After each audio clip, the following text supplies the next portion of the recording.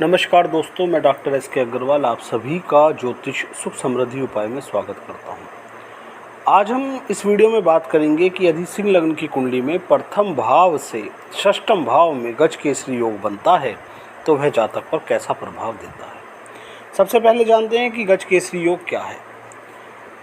यदि कुंडली में गुरु और चंद्रमा एक साथ बैठे हैं, इनकी युति होती है, किसी भी भाव में गुरु और चंद्रमा एक साथ आते हैं तो इससे गज केसरी योग का निर्माण होता है।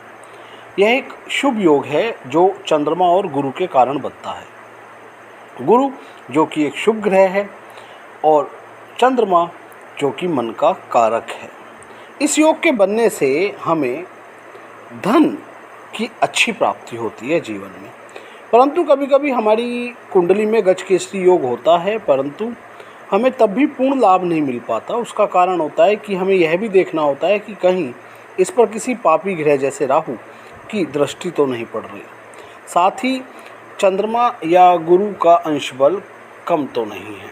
यदि चंद्रमा का अंश बल कम है तो शिव की आराधना करें, गुरु का अंश बल कम है तो गुरुदेव बृहस्पति देव की आराधना करें। साथ ही यदि पापी ग्रह की दृष्टि पड़ रही है, राहु की दृष्टि पड़ रही है तो राहु का दान कर देना उचित रहता है।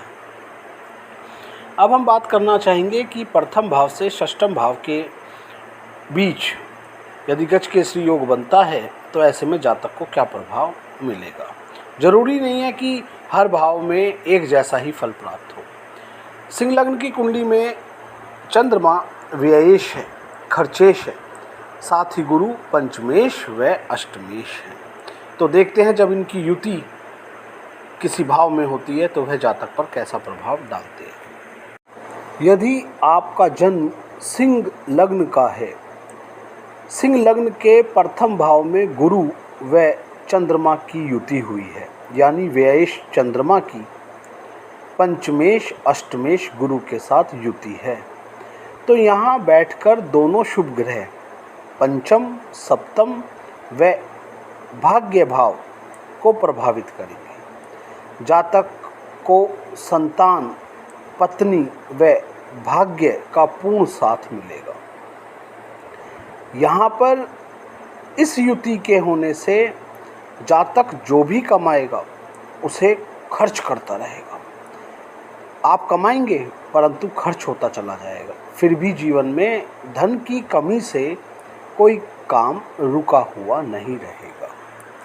बात करते हैं यदि द्वितीय भाव में गज केसरी योग बनता है तो यदि द्वितीय भाव में गज केसरी योग बनता है तो ऐसा जातक धनवान, सौभाग्यशाली व दीर्घजीवी रहता है।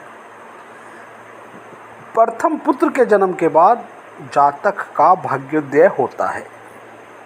धन के स्थायी संग्रह हेतु थोड़े संघर्ष जातक को करने पड़ते हैं।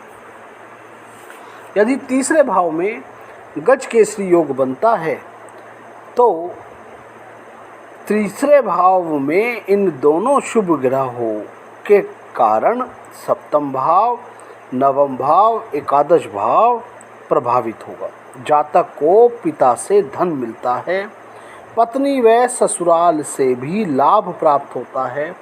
ऐसा जातक व्यापार में उन्नति करता है। यदि चतुर्थ भाव में गज केसरी योग बनता है तो यहाँ बैठकर दोनों ग्रह अष्टम भाव, दशम भाव व व्यय भाव को देखेंगे। जातक दीर्घायु रहेगा, राज्य सरकार में अच्छा पद प्राप्त करेगा, राजनीति में भी सफलता प्राप्त कर सकेगा। जातक खर्चीले स्वभाव का रहेगा, खर्चीला स्वभाव जातक की कमजोरी रहेगी। यदि पंचम भाव में गज केसरी योग बनता है तो ऐसे में नवम भाव, एकादश भाव व लग्न भाव प्रभावित होगा। जातक का भाग्योदय 32 वर्ष की आयु के बाद होता है। जातक को व्यापार व व्यवसाय से लाभ प्राप्त होता है। जातक अपने बल पर आगे बढ़ता है। व्यक्तिगत सफलता भी जातक को निश्चित प्राप्त होती है।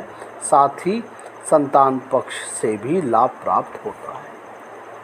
अब यदि हम बात करें षष्ठम भाव में यदि गज केसरी योग बनता है तो ऐसे में बना गज केसरी योग ज़्यादा प्रभावशाली नहीं होता।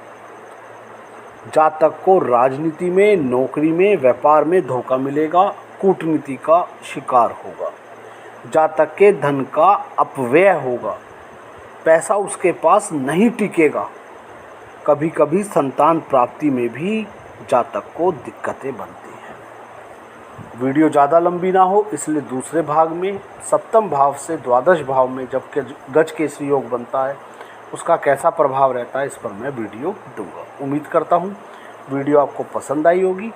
यदि आप मेरे चैनल पर नए हैं तो प्लीज़ चैनल सब्सक्राइब करें ताकि सभी इन्फॉर्मेटिव वीडियोस का नोटिफिकेशन आपको मिलता रहे। इजाज़त चाहूँगा। धन्यवाद।